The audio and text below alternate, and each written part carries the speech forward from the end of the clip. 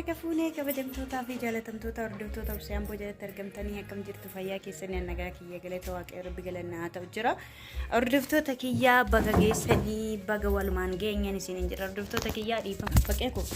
يفهم قدام سنين جرا فيديو سامونا أيانا رتيس وان مندو مرات بقتين سنين كاين جنة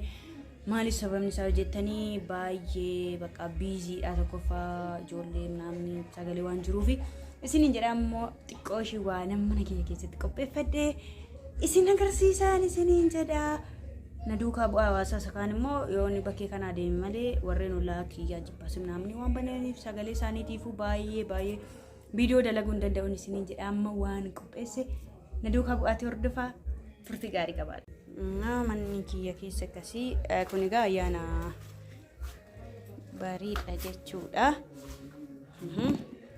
Dabo dah kuni. Ini moga aku mau betan injerano. Bagian kan mo bode hargitu ni sini injeda, Amma kesuma nega ira jechuudha. Akkana fakkaata hordoftoota kiyyaa qophii mana kiyya keessa ture akkas fakkaata baay'ee namatti tola garuu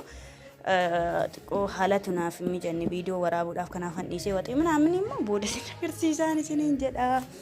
kana fakkaata amma keessumootaan eegaa jira buna danfisuudhaaf addoo sana immoo buna kiyyaa yoo qaraarrabadhe hin xumuree ganaan xumuraa isiniin jedha hordoftoota kiyyaa kana fakkaatti qubeen dachaa waaqayyo nagaadhaan isin agashu isin jedha ayyaana gaarii biyya keessatti galtanii akka kabajja waaqayyo isin gargaaru tokkoffaamoo waan baay'ee naasaa waa'ee ayyaana kana irratti maaliif hojjettani yeroo jalqabaaf mana kiyyaa keessatti baqqee faana kabajnaan isin jedha hordoftoota kiyyaa kana fakkaatti walitti deebina.